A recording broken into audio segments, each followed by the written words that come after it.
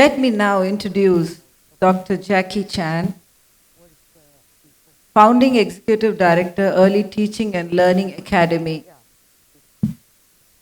She has done extensive research in the field of early childhood for past 34 years, especially with regard to mathematical skills, and has been instrumental in proposing various educational policies. She has developed teacher training and teacher development programs in early childhood based on the theories of Howard Gardner. May I now invite Jie-Qi Chen, ma'am. Good morning, everybody. My talk today is about early mathematics education, the why, the what, and the how. The why is about the importance of early math, and the what is about the content, where the how is about the pedagogy. Okay, if you look at our program, and our program start with the early childhood education. And this is a very developmentally appropriate because we know the foundation of early education, right? And our esteemed speaker just talked about, based on the research, we know the early years builds a strong foundation. If we have a strong foundation, and then we can build a stronger and stable and a tall building. Then I'm going to talk about mathematics in the early years. And you probably would say, you came from America, Jie-Qi, and we know Americans are so bad about the math, okay? And in the international competition like PISA, Americans are always at the bottom. Well, we, India, very good at math, okay? We are strong. And we are strong, we produce the best mathematicians and the technology and the experts. And our children from very early on knows the numbers, know number very well. They can count 100, they know the shapes, and they know additions, subtractions, and even multiplications and divisions. So what are you going to talk about, Jie-Qi? I certainly hope I'm going to extend your thinking about what early mathematics is all about and what kind of early mathematics is important in the early years of teaching and learning. So first, we need to know what is early mathematics education. Here I'm giving a definition. The experience designed to help children from birth to 8 years develop 3 things. First, knowledge and skills. That is fundamental. Secondly, attitudes, positive attitudes toward math. I can do math. I'm a good problem solver. And the third one is the ability, is to think about math, is making sense about math, is use math as a tool for problem solving. So now let's focus on the first thing. Why focus on early mathematics? Well, here I'm going to show you 3 research studies. The first one is done by an economist and from UC, University of California, and Irvine. And this is a group of researchers. They studied and what they call a meta-analysis. In other words, they analyzed 20 different studies and the longitudinal studies, and they focus on from pre-kindergarten to 3rd or 8th grade. What they found out is here that is not a surprise to you. And the early reading skills predict later reading skills. And the early math skills also predict later math skills. What a big deal? We know that. What it is surprise is this finding. The early math skills also predict later reading skills and achievement, but not the other way around. This is a very surprise. So the authors conclude First, competition in both domains, both reading and math, is important in determining children's later education and occupational prospects. But mathematics has stronger predictive power than reading for later achievement. Let's look at another study about early math importance. This study is done, again, longitudinal, and then they look at the number system knowledge. Children know the number sense and then knows what number really means and the number relationships.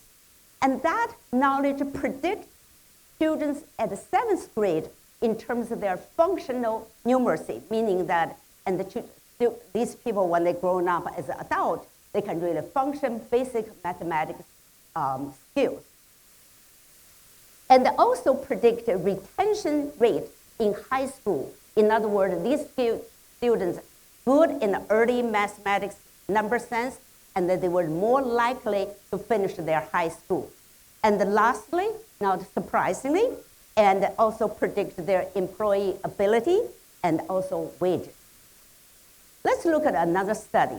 This study is talking about 3-year-old and 4 years old and 9 months. And the lower line is children from lower income class, okay, poverty children, whereas the green line is the middle class. What you see here is that the two lines parallel. They didn't overlap. What does that mean? It means that if you are start low, it is harder for you to catch up. Okay? That's what it means. Does it make sense? Okay, to summarize, why focus on early mathematics? Math is not a set of knowledge and skills and activities that young children learn to do. It's not just that. It is also a language of a logical reasoning and a computational thinking, okay? It is a process of thinking, sense-making, and problem solving. It's a tool. When we're thinking, we need a tool. Language, like literacy, it is a tool. Mathematics, numbers, and the senses, and the relationship also is a tool. Tool for young children to think about and see and understand the world in a very different way. Now, let's look at what constitutes early math. We know math includes the numbers, shapes, and measurement. But what I'm going to tell you is something a little bit different. This, you will see, is from American's Common Core State Standard, okay?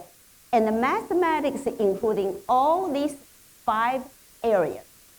So for each area, I can certainly talk about a day of the content and knowledge. What I'm going to talk about here is different. I'm going to talk about something in the middle, which we call the overarching concept that is supported and also connected with all other 5 areas. Today, I'm going to focus on only one in this concept, which is attribute. What is attribute? Attribute is a quality and characteristics of an object. For instance, color is attribute. And the texture, I have the soft and the close, and the hard, and the materials in my hand. The hard and the soft is attribute. And the tall and the short is attribute. So now let's look at it. And here I have a glass jar. If I ask you, how many ways can you describe how big this object is? Can you tell me how big this jar is? What? Speak louder. How big this jar is? I'm sorry? You need a comparison. Whoa, my goodness. That's a very sophisticated question.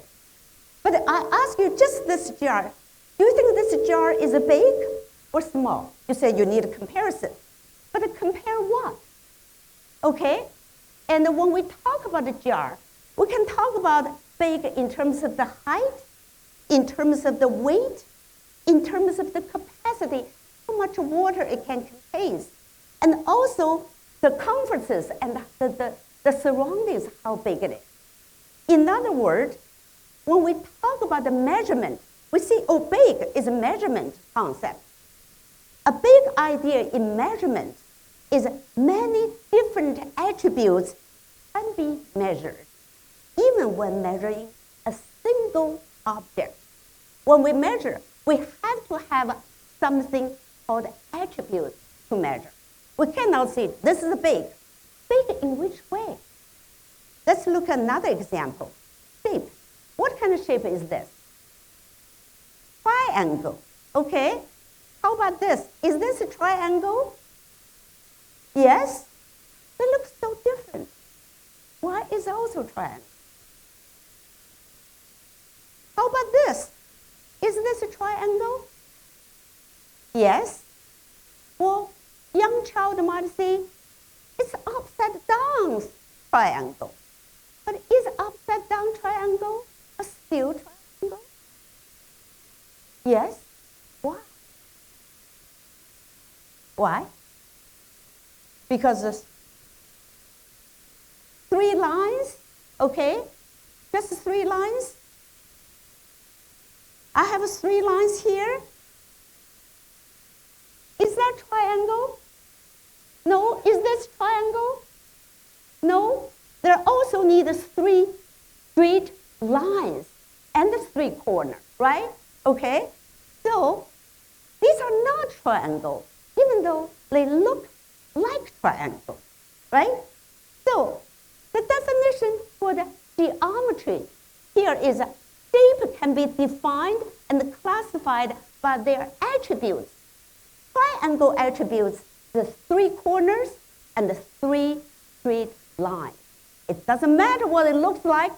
If they follow this attribute, it is a triangle. Let's look at another thing. These are a bunch of shoes, students' shoes. I ask you to sort them. Can you give me a way to how you're going to sort them?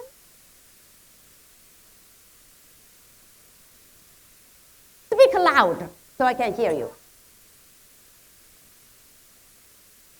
Shape, colors, beautiful colors. So there's some red colors and there's some green colors. Okay, what else? Size. Okay, some is bigger and some small. Can you give me another way to sort it?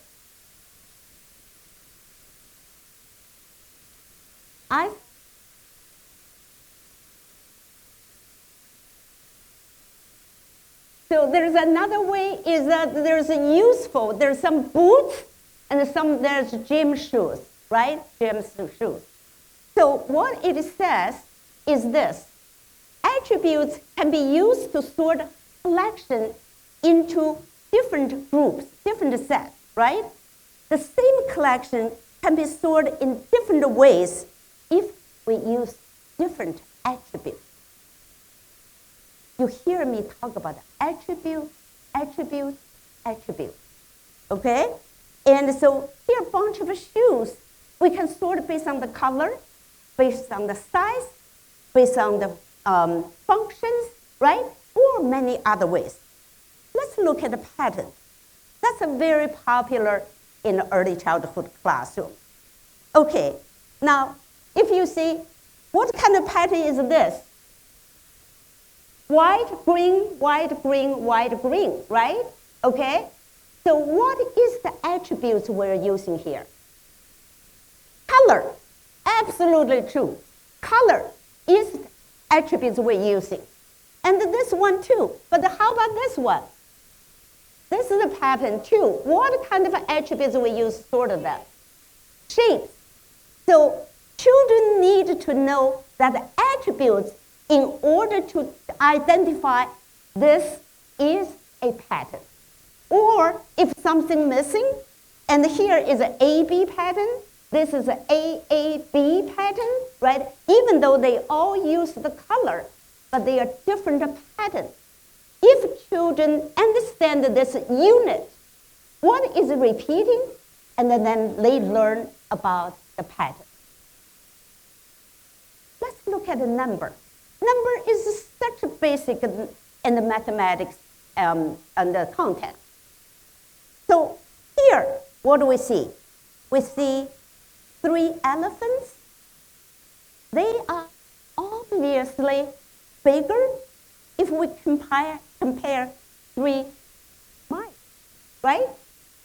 Okay? They are bigger than mice if we use the attributes of size. But if we use the attribute of a number or numerosity, what will happen? They are identical. Both are 3s, right? So a collection can have many attributes. Here I have flowers. The color is an attribute. Shape, round shape, is an attribute. Smell, oh, delicious smell, is an attribute. Quantity is another attribute. There are 3 roses here. So that's why in the early childhood years, we see number is an adjective. It's not a noun. You always count on something. 3 people, 3 cups, 3 flowers. So it's like an adjective, like a red flowers, 3 flowers. You don't count just the naked number. 1, 2, 3, 4, 5. 5 of 1. Okay? We do not just counting the naked number. We always use number to describe a collection.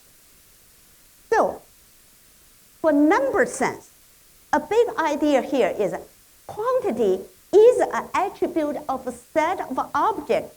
We use number to name specific quantities. So, here is what we have just covered.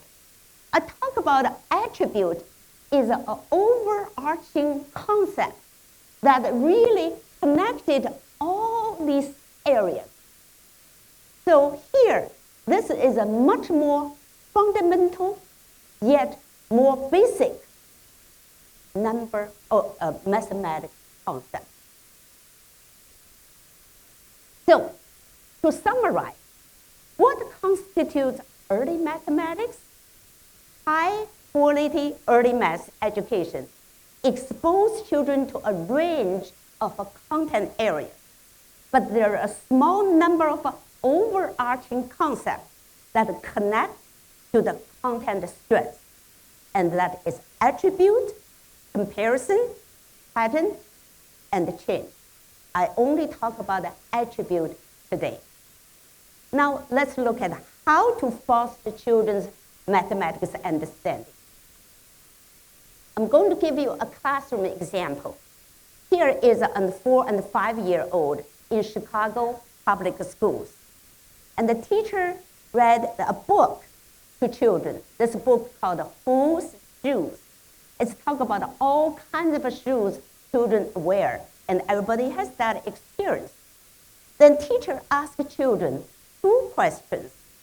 What kind of shoes are you wearing today?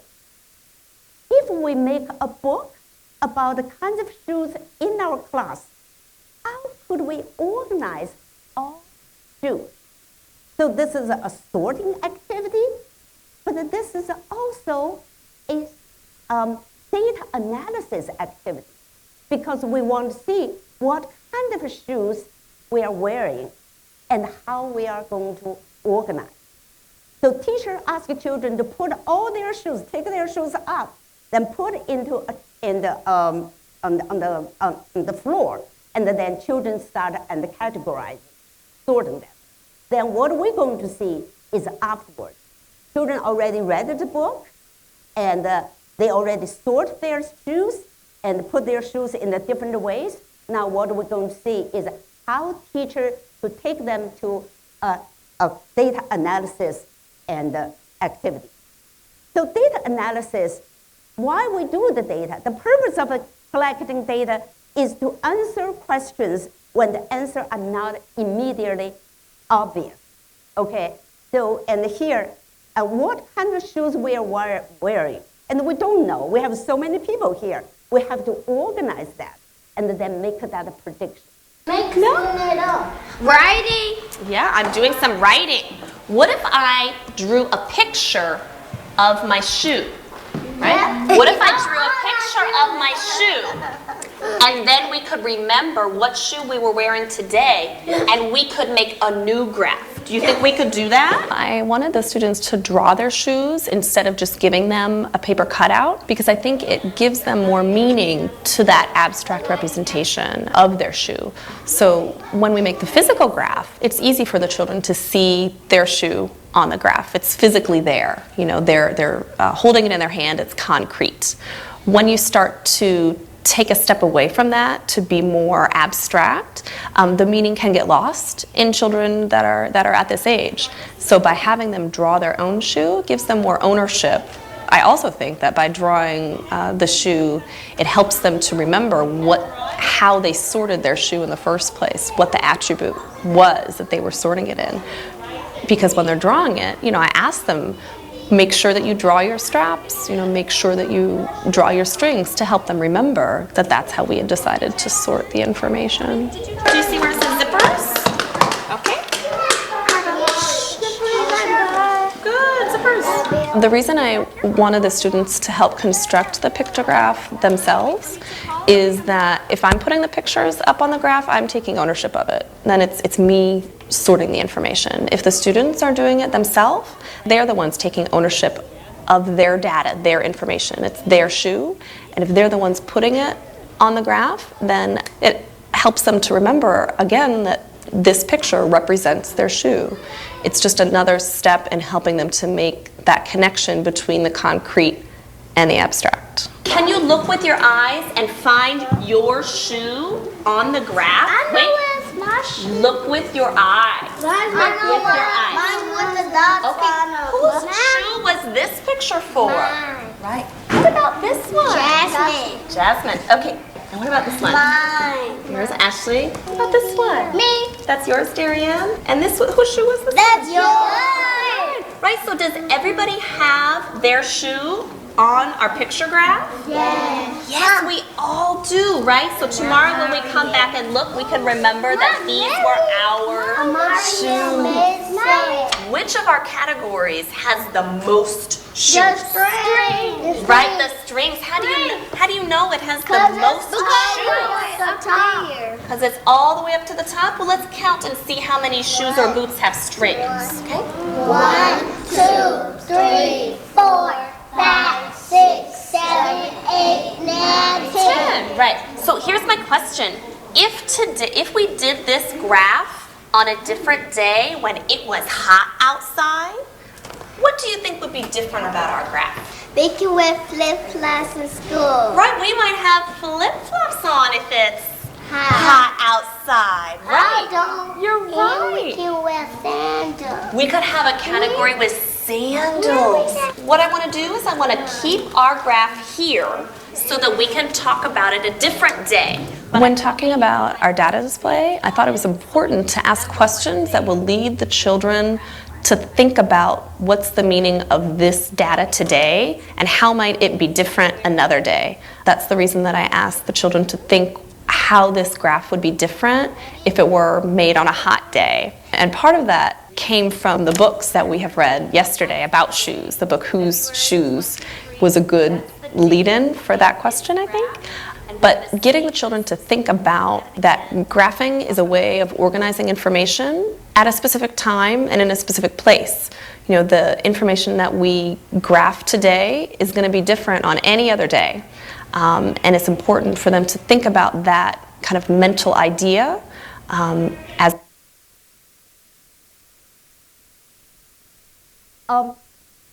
here I want to capitalize and how, and in terms of the pedagogy of how to teach mathematics. And here's the triangle. And you look, there's actions, there's images, and there's a symbol. Okay, and let's go one at a time.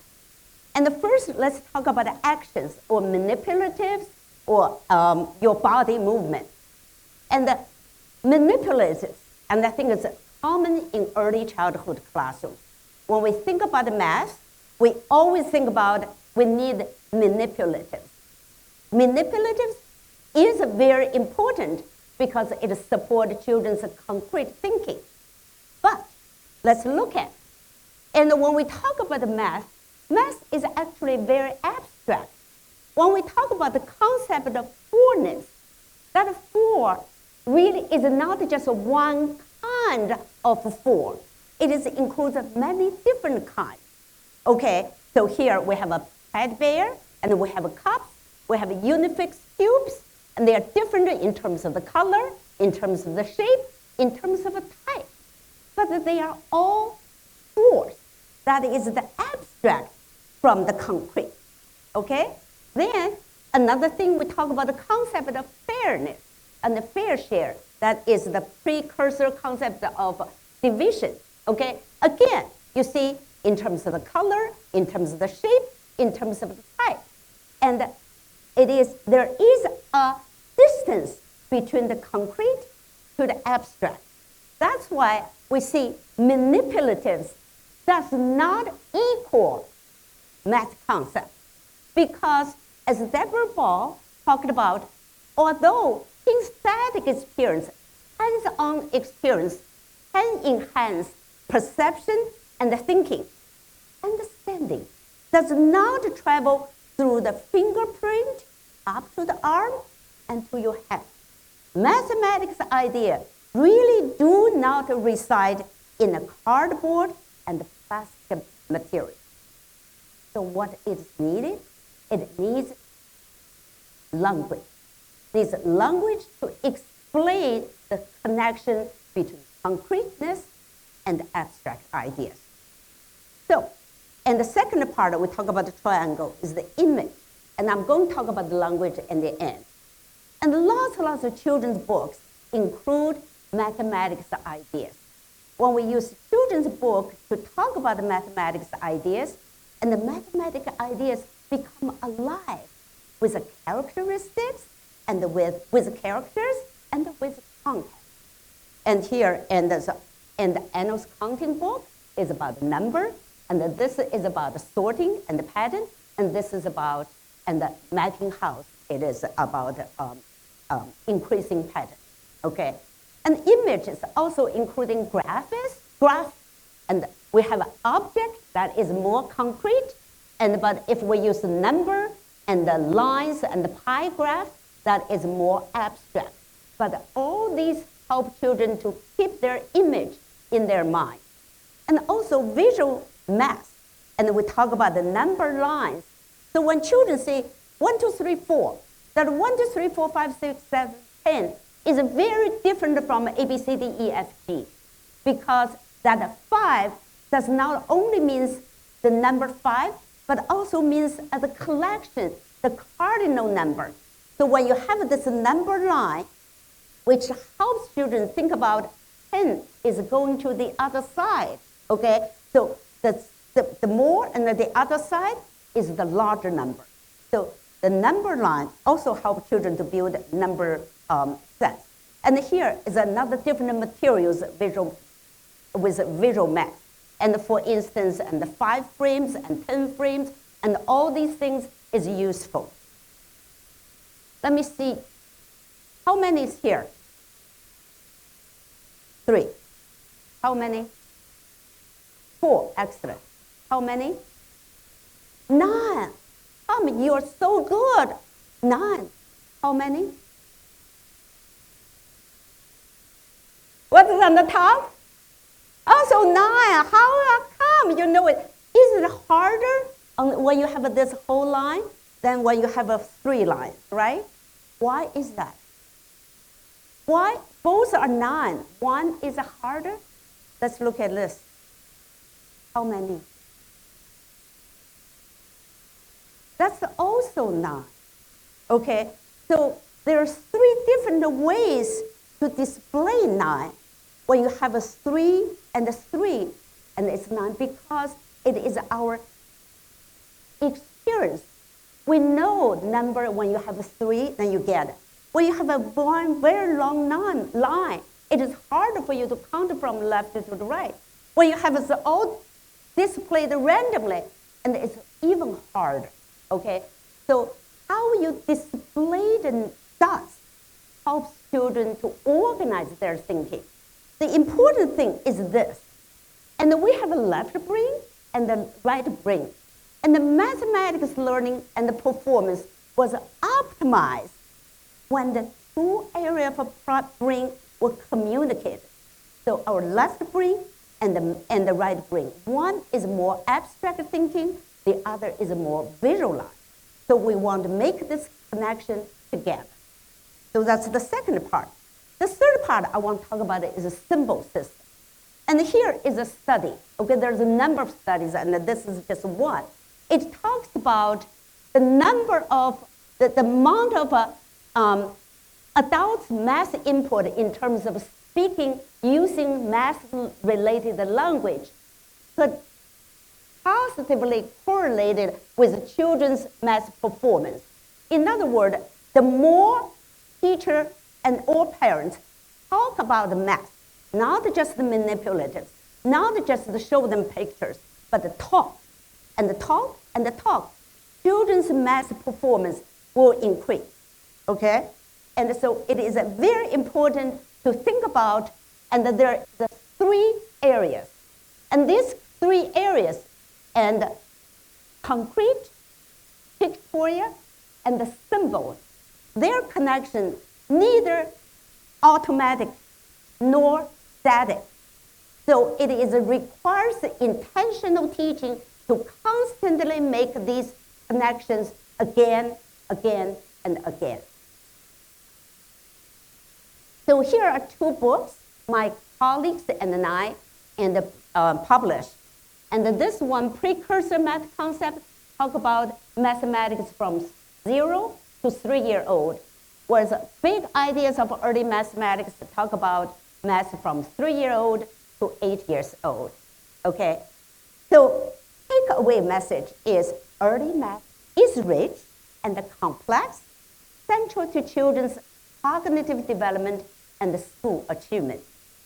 Everyone can and must learn and do math.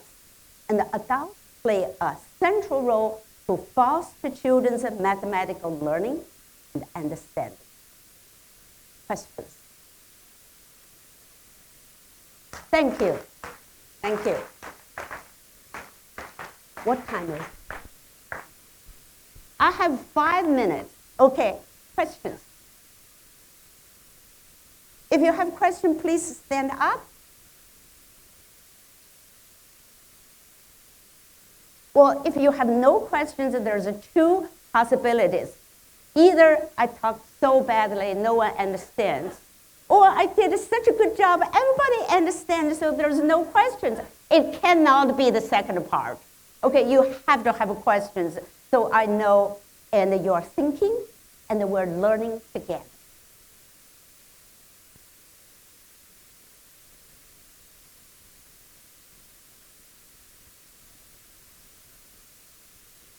Chen, Okay. Dr. Chen, when we do the curriculum mapping here, we also have the concept of time and money, 2 concepts. If you can just tell us, when do we introduce time? At what age do you want us to? Because children find it difficult to understand yesterday and the day before.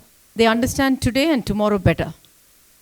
Yeah, and in school, and we create, and you see, calendar is often talked about in the school, okay?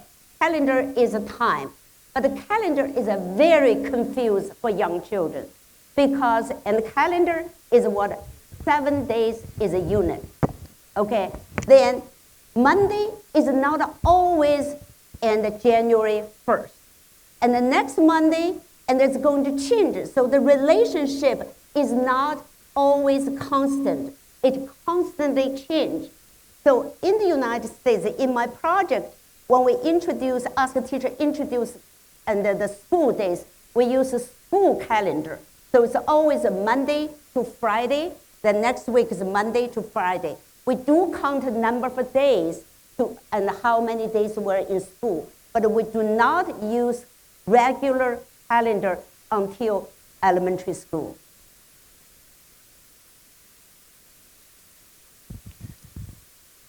I have a question. When you teach or introduce maths in the constructivist methods that you have introduced or you have adopted, how does a teacher do, apart from the observation skills that we have, how does one assess the child in the same kind of methods? Yes, okay. How teacher can support children to learn mathematics in a constructive way, okay? The most important thing is teacher understand the big ideas of mathematics. Okay, there's lots of activities. If you look at the website, some activity is we call the cute activity, but not really emphasize the big ideas. Big ideas is those ideas that are really central to particular mathematics content and really build a foundation to further learning. For instance, the attributes I just talked about. You see how important that attribute is, right? And the attribute actually is an inborn trait. When children just born, they know what is cold and what is hot, okay? They know their diaper is wet, they are crying. They know they are hungry, they are crying, right? And when you change a diaper, they were happy and then they really shake their head, right? The issue is how do we bring that natural instinct to the mathematics understanding? It is really important. It's not a teacher follows the curriculum because we know curriculum, you have to develop something for everyone. But there is no standard child. There is no average child. And each child is different. It is up to us to understand the curriculum and then adapt that to meet the needs of an individual child through daily life. You don't have to have a really math curriculum, but you do, as a teacher, to understand all of the connections, how this connect this, this connect that, and use your language to emphasize that connection and through activity. Thank you for the good question. Yes.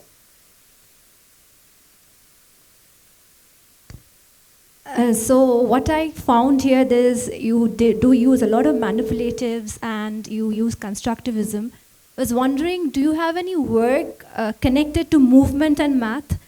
Because it's about also the physical body, and how are we understanding, because physical body is something known to us the most, is the most concrete thing. And math, like you said, is a language which we are trying to break it down through attributes, like shape, color, smell, other things. So do you have any work related to math and movement? Like, because since you were a researcher, I was wondering what are your findings over there? Excellent question. Because, and we're talking about the development of the whole child, okay? Development of the whole child, mathematics can help develop the whole child. And the first, and we're talking about the mathematics language, so there's a language there, there's abstract thinking there, there's a collaboration there. But the body, let me give you one quick example. When we talk about the books, and I don't know if you are familiar with a very popular book in the United States called Gingerbread Man, okay? So Gingerbread Man get out of the oven and running, everybody is following, right?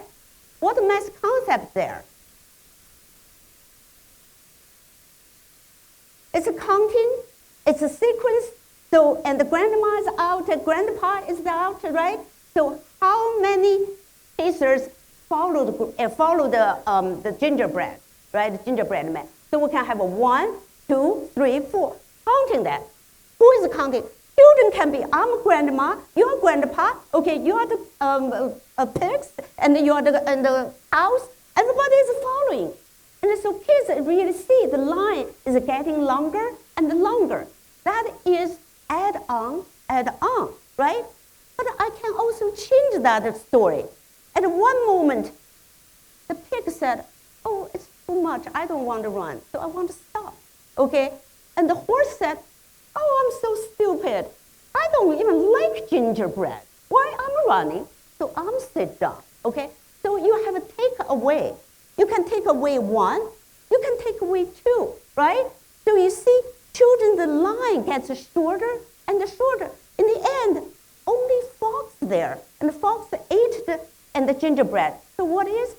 It's a 0, okay? So that is children's body movement.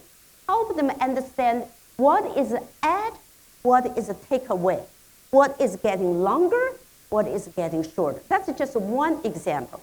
The napping house I talk about is the growing pattern and the decreasing pattern. You can also have, and the grandma is in the bottom, and then the mouse and all the animals add on, then they take one away. So it is lots of body movement to help children understand the concept of math.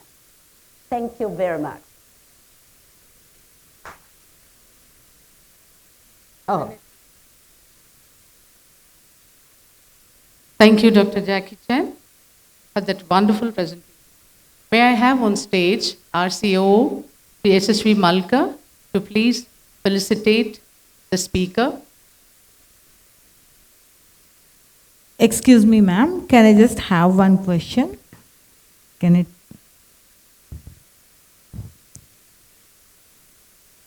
Oh. I'm trying to ask you one question, ma'am, here. Oh.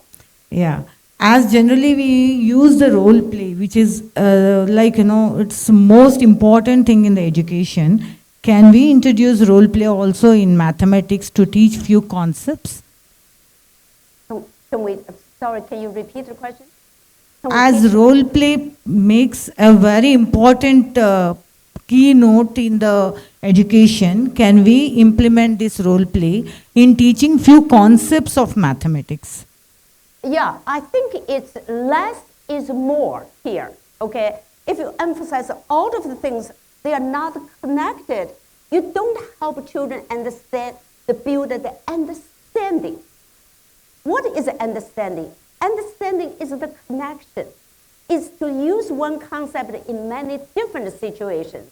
So what we need to try to help children is not rote memory, it's not just learning different facts, is to build the connection. That is less, and less is more.